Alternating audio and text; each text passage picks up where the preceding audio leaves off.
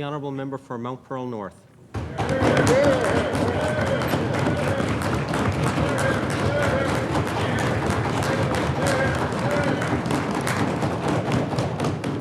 Thank you very much, Mr. Chair, and good afternoon. It is indeed a pleasure to rise today, first and foremost, to offer my sincere thanks to the people of the District of Mount Pearl North. I am grateful for the privilege they bestowed on me in the October 9th provincial general election. I offer my congratulations to all honourable members who were elected in this recent election. I wish to thank the citizens of Mount Pearl for their continued support over the past decade. I was first elected to Mount Pearl City Council in September 1997. I served as Deputy Mayor for 6 years until I was sworn in as Mayor in October 2003. I thoroughly enjoyed serving as the city's Mayor for 4 years. While it was a difficult decision to leave, I felt I was ready for a new challenge. I am thrilled to be a member of this House at such an exciting and important time in our province's history. I assure the people of Mount Pearl that I will continue to work hard on their behalf. It is also an honour to now represent the town of Paradise in this legislature. Interestingly enough, I lived in the area of Paradise that I now represent before moving to Mount Pearl 28 years ago. Like Mount Pearl, the town of Paradise is a vibrant, growing community. In fact, Paradise continues to be one of the fastest growing communities in Eastern Canada. I thank the residents of the Elizabeth Park neighbourhood for their vote of confidence on October 9th. I pledge to be a strong voice for them in this House. Mr. Chair, this session is not the first time that I have sat in this House. For several years, I was a member and a minister in the Newfoundland and Labrador Youth Parliament. I stood in this very chamber and passionately debated issues of importance to young people in our province. I am pleased to say that I learned a lot from experiences such as this, and I intend to bring similar energy, optimism, and determination to my new role as MHA for the District of Mount Pearl North. Mr. Chair, I was both overwhelmed and humbled by the level of support I received from the people of Mount Pearl North in the recent election, in which I received 85% of the vote. I recognize that with such support comes a tremendous responsibility. I take this responsibility very seriously, and I assure my constituents that I will represent them to the best of my ability. I will bring their concerns, their ideas, and their issues to the attention of our government and to the attention of this House. The people of Mount Pearl North, formerly known as Waterford Valley, have been fortunate to have strong representation in this House for many years.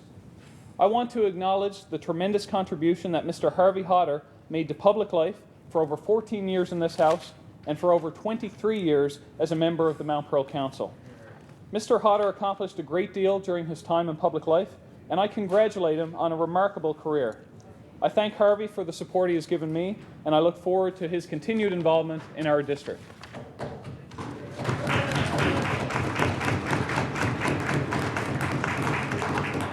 Mr. Chair, as honourable members of this House are aware, public life has both its challenges and rewards.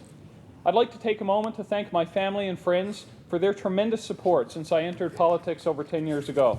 In particular, I thank my parents, who are and have always been my best campaign workers. I also thank my fiancée Janet for her support and her tireless efforts on the campaign trail. My family members and friends have always played a prominent role in my success, and for that I am extremely grateful. Mr. Chair, in progressive and healthy communities such as Mount Pearl and Paradise, volunteers play a vital role. I want to pay tribute to the dozens and dozens of volunteers who were truly the heart of my campaign. I deeply appreciate their commitment. I deeply appreciate their friendship. I wish to thank the Honourable Premier for welcoming me as a member of his team.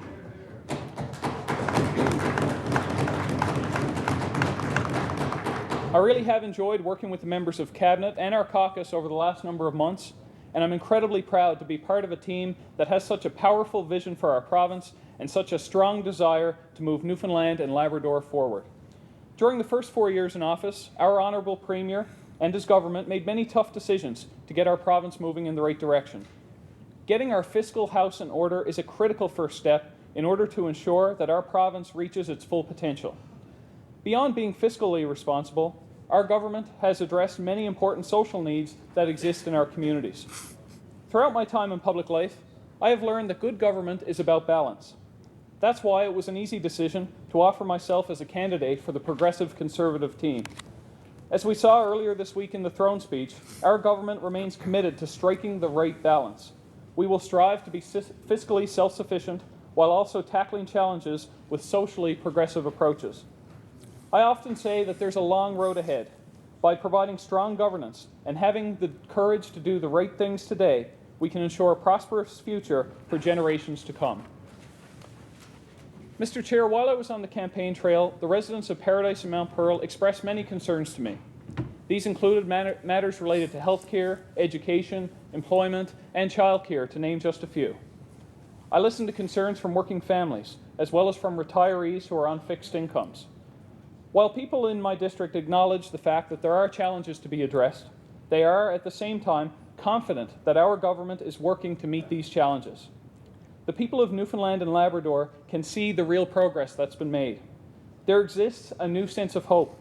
There exists a renewed sense of pride. There is a level of confidence and optimism that has never been seen before in Newfoundland and Labrador. By working together, we really can be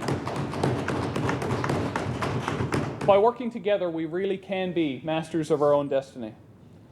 Mr. Chair, while my district is geographically smaller than many others, a considerable percentage of the province's population resides in the city of Mount Pearl and in the town of Paradise. These communities contribute immensely to the economy of our region and our province. Of course, as these communities continue to grow, there are infrastructure needs to be met. I am pleased that this government is committed to the future and the sustainability of both Paradise and Mount Pearl. I will do my part to advocate for continued investments in these significant urban centres. Mr. Chair, during the first 4 years of progressive Conservative government under the leadership of Premier Williams, Newfoundlanders and Labradorians saw a change in leadership, but they also witnessed a change in attitude. The philosophy of no more giveaways is a mantra now in Newfoundland and Labrador, and one that is hugely supported. We are indeed a prosperous province that has much to contribute to Canada. We can and we will become a self-sustaining entity. We can eventually be fiscally debt-free. And we can do all this while still investing in education, healthcare, economic development, and other key priority areas. This government's plan is a balanced one that touches every Newfoundlander and Labradorian. Our government is doing good things, and it shows. By working together, by standing tall together, we can achieve our great promise. It is very true that the future is ours. Mr. Chair, it is a tremendous honor to serve as a member of the House of Assembly. Once again, I extend my gratitude to the people of Mount Pearl North. I will listen, I will learn, and I will always represent my constituents to the very best of my ability. I will contribute to the work of this government in whatever way I can, as together we move Newfoundland and Labrador boldly forward to self-reliance. It is indeed a wonderful time to be a member of this House, and it's a great time to be living in Newfoundland and Labrador. Thank you very much.